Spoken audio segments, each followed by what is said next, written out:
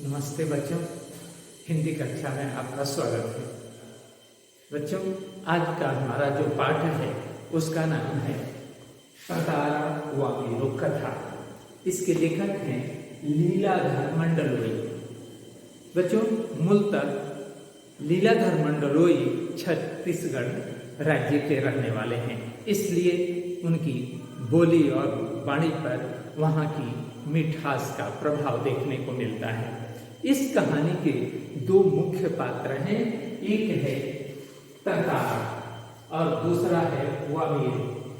ततारा युवक है जो पासा गांव का रहने वाला है, जबकि वामीरो युवती है, लड़की है और यह लपाती गांव की रहने वाली है।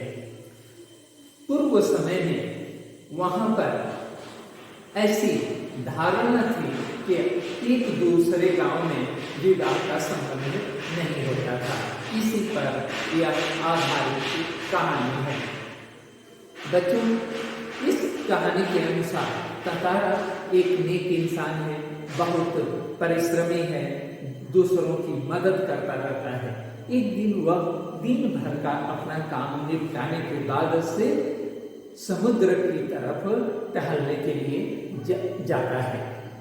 वहां पर उसे एक मधुर आवाज में गीत का गुनगुनाना सुनाई पड़ता है। वह उस आवाज की तरफ बरबस खींचे चला जाता है। अचानक समुद्र से लहरें उठती हैं और उन लहरों ने उस लड़की को अर्थात वामीरो को भिगो दिया। वह गाना बंद कर देती है और वह क्षण ऐसा होता है कि तब तक ततारा भी उसके सामने पहुंच चुका होता है। वह बार बार उससे विनती करता है कि तुम अपना गीत पूरा करो, तुम्हारी आवाज बहुत मीठी है, किंतु वह कोई जवाब नहीं देती है।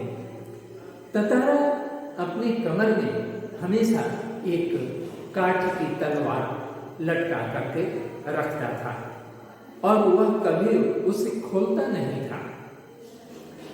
आज उससे मिलने के बाद से जब वह जवाब नहीं देती है तो वह कहता है कि मेरा नाम ततारा है और मैं चाहता हूं कि तुम गीत पूरा करो। तुम्हारा नाम क्या है? वह नाम तो नहीं बताती है, किंतु वह बहुत उससे विनती करता है। उसकी बेबसी देख करके वह अपना नाम वामीरो इस तरह से कह करके वहां से वह भागने लगती है। वह उससे चिल्ला करके विनती करता है कि तुम कल भी यहाँ पर मिलने के लिए आओ, मैं तुम्हारा यहाँ पर प्रतीक्षा करूंगा। वह चली जाती है। आज वामीरो के मन में ततारा के लिए एक आदर और प्रेम उमड़ पड़ता है, क्योंकि उसने नाम तो सुना था और वह यह भी सोचती थी कि बहुत कठोर स्वभाव का होगा, लेकिन आज उसकी बेबसी उसे नजर आई और संभवतः जिस तरह के युवक की वह कामना करती थी, आज वह युवक उसके सामने था। दूसरी तरफ ततारा का दिन बहुत ही उबाऊ बीतने लगा और वह प्रयास करने लगा कि किसी तरह से आज के दिन का अंत हो ताकि उससे मिलने का अवसर प्राप्त हो।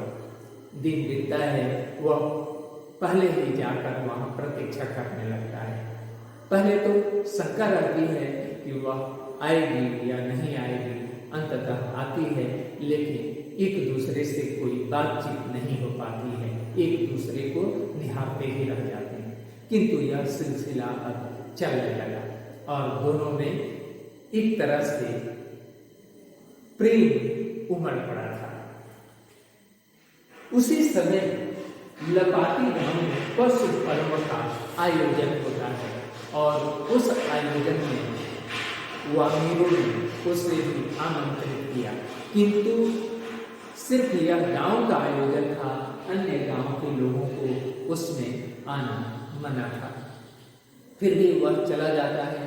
वहां पर ततारा की माँ और गांव के अन्य युवक उससे बहुत ही अभद्रता का परिचय देते हैं उसे गाली गलौज करते हैं और वह जब गुस्सा में आता है तो उसी काठ की तलवार को अपनी कमर से निकालकर जमीन में घोंप करके शक्ति के साथ, ताकत के साथ उसे खींचने लगता है और जमीन के 2 टुकड़े हो जाते हैं। पूरा पानी वहां का खून खून से लाल लाल हो जाता है और उसी में तंतारा का अंत हो जाता है। उधर वामीरु बहुत रोई चिल्लाई, कई दिनों तक उसे ढूंढते रहे लेकिन खाना पीना बंद कर दिया। अंत में कहाँ गई, मर गए, किसी ने देखा नहीं। किंतु इसका परिणाम यह हुआ कि जो एक दूसरे गांवों में विवाह नहीं होते थे और विवाह भी होने लगे और यह सुखद परिणाम आए। इस कहानी से हमें यह शिक्षा मिलती है कि हमें अपनी परंपराओं को मानना चाहिए, नियमों की अवहेलना नहीं करनी चाहिए, किंतु समय समय पर इन नियमों की फिर से देख रेख होनी चाहिए, उनमें सुधार होना चाहिए ताकि किसी की जान न जाने पाए। अब इस कहानी में जो कुछ कठिन शब्द हैं उस पर देखते हैं। श्रृंखला का अर्थ होता है कड़ी या क्रम। आदि अर्थ है प्रारंभ। विभक्त, विभक्त का अर्थ है बटा हुआ। लोक कथा, जन्म समाज में प्रचलित कहानियां। इसी तरह से कारनामा, कारण, बयां, हवा, विकल, बेचैन, सम्मोहित, मुग्ध, रोमांचित, पुलकित। बच्चों, आप हमेशा आमंत्रित हैं। कोई भी शंका होती है तो आप हमसे कभी भी संपर्क बना सकते हैं। आप अच्छा से अध्ययन करें और आगे बढ़ें। नमस्ते।